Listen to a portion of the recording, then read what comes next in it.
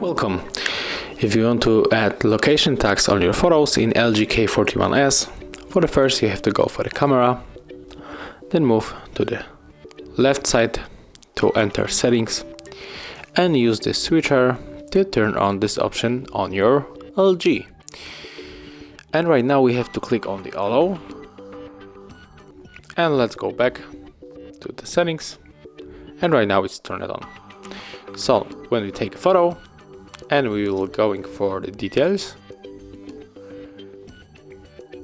let's check the details, it will be right there. Here's the location of the photo. Thank you guys for watching, leave thumbs ups, comments and subscribe to our channel.